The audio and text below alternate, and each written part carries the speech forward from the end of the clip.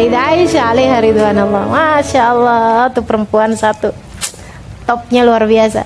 Teman-teman sedikit sekalian, kalau setiap kali habis ngasih, beliau dengerin yang habis dikasih ini, takutnya doa. Biasanya orang kalau habis dikasih doa, ya Allah, mudah-mudahan Allah berkahi Sayyidah Aisyah, mudah-mudahan diberkahi kehidupannya. Itu Sayyidah Aisyah akan mendoakan hal yang sama kepada orang tersebut. Ya Allah, dia juga ya Allah berkahi hidupnya, ya Allah panjangkan umurnya, ya Allah senangkan dunianya, senangkan akhiratnya, gantikan dengan rizki yang halal yang berkah gitu. Ya Allah berikan padanya rizki yang halal gitu. Setiap kali apa yang orang tersebut doakan buat Sayyidah Aisyah doain balik. Sampai kalau nggak didengar orang itu baca doa gitu ya, disuruhnya budaknya, ikutin orang itu, ikutin. Kamu di belakangnya jangan jauh-jauh. Kalau dia ada doa sesuatu, kamu sampaikan sama saya. Nah, Tuhan tadi dia doain kau Tuhan di pintu rumahnya, dia bilang ya Allah, ini habis dikasih sama Sayyidah Aisyah, ya Allah. Sayyidah Aisyah langsung doa, ya Allah berkahi dia juga, ya Allah kasih kepadanya, kayak gitu. Ditanya sama budaknya gitu, kenapa sih Tuhan sampai segitunya? Katanya Sayyidah Aisyah, saya nggak mau jatah saya di akhirat nanti berkurang dengan sebab doanya orang itu. Kita kadang-kadang ngasih gitu kan, doain saya dulu. Padahal ngasihnya 5.000. Allah itu ya, doanya dia sama 5.000-nya kita, gedean doanya dia. Nilainya gedean doanya dia. Nggak ada temen tuh kan mau pergi haji. Saya bilang, "Kak, doain saya dong di sana." Dia bilang, "Saya ustazah dibilangin sama teman-teman juga, doain saya di sana." Saya bilang, "Kamu mau bayar berapa?" Dia bilang, "Ya aku kasih kamu 10.000. Oh itu baru dapat bis. Maksudnya gimana? Ya baru bismillah tuh baru bisnya doang. Belum masuk doa. Ya Allah. Nah ini doanya orang-orang miskin nih, mustajab, jangan dikira gitu. Kamu ngasih 10.000 kemudian berharap dia doa. Teman-teman sekalian, doanya dia lebih berharga daripada 10.000-mu. Itu hitungan di akhiratnya, malah dia yang minta. Ya Allah, saya udah kasih doa sama dia. Ya Allah, balikin. Gimana tuh? Subhanallah, subhanallah, luar biasa benar ya. Sayyidah Aisyah tuh tiap kali dapat duit, tiap kali ada sesuatu rezeki datang pada beliau langsung sini. Itu seringkali nggak nyisain buat diri beliau 1 dirham pun, 1 dinar pun.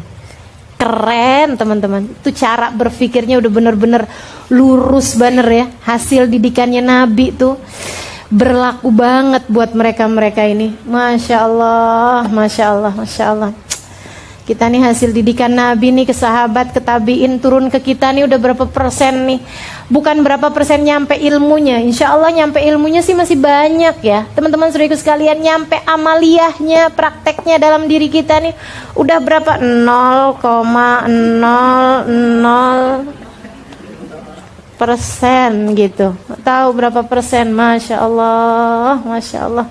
Mudah-mudahan Allah kasih pengamalan dalam diri kita biar yang benar insya Allah. Sampai pernah budaknya tuh habis beliau kasihin fulan.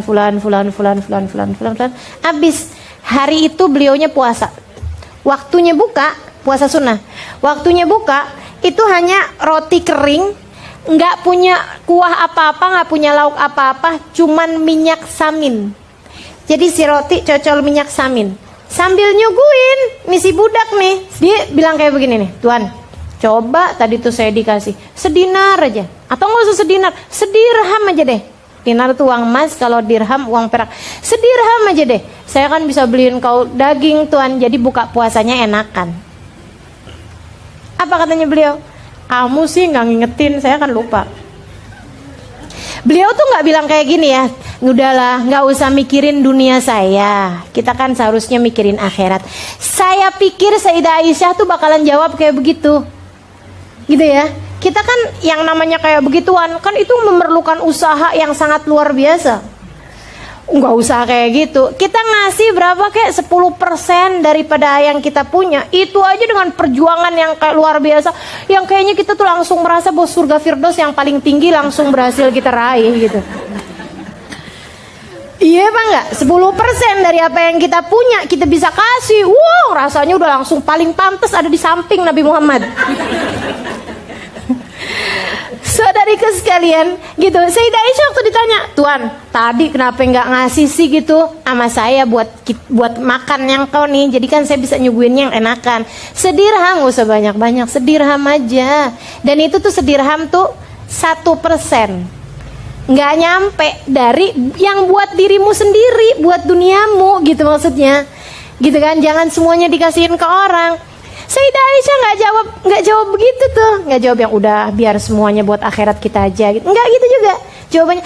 Kamu sih nggak ngingetin, saya kan lupa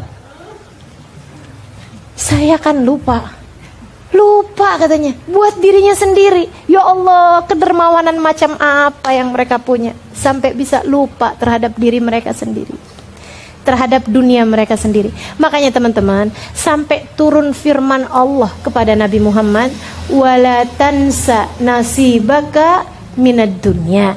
Janganlah kamu lupakan jatahmu juga, wahai Nabi Muhammad, dari dunia.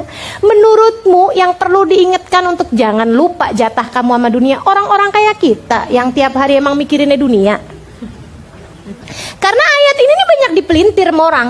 Orang tuh banyak bilang yang jangan lupa, jangan akhirat doang yang kita pikirin. Allah juga bilang walatan sanasibaka minad dunia. Jangan lupa juga menjatah kamu dari dunia. Lah, orang yang tiap hari mikirinnya dunia, emang perlu diingetin sama urusan dunia? Yang perlu diingetin urusan dunia tuh yang kayak Sayyidah Aisyah yang baru saja saya ceritakan kisahnya. Yang kayak Sayyidina Ali Zainal Abidin tuh perlu diingetin, jangan lupa sama dunia kamu juga. Yang kayak Nabi Muhammad, yang sampai Allahnya bilang jangan lupa jatahmu dari dunia, wahai Muhammad.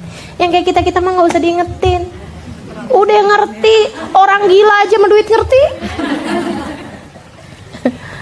Orang gila aja sama duit ngerti. Anak kecil aja udah kita ajarin buat ngerti sama dunia. Cara ngedidik kita udah nggak bener ya, mau urusan dunia nih. La ilaha illallah Muhammad Rasulullah. Maka teman-teman sekalian saya muliakan, ya biar rada bener gitu mikirnya, biar rada bener mikirnya terhadap apa yang kita keluarkan di jalan Allah ini ya.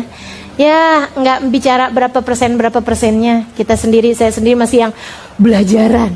Ya, semua dari kita nih belajaran, buat nggak yang gitu, buat nggak berat satu ketika mengeluarkan, buat nggak nyesel sesudah mengeluarkan. Kan banyak juga, aduh kesel nih, udah saya keluarin nih, coba tadi nggak keluarin kan bisa kebeli buat ini, bisa gitu. Itu juga tuh, nah ya juga, jangan nyesel gitu ya. Kemudian yang ketiganya, jangan merasa udah solehah ketika sudah memberi.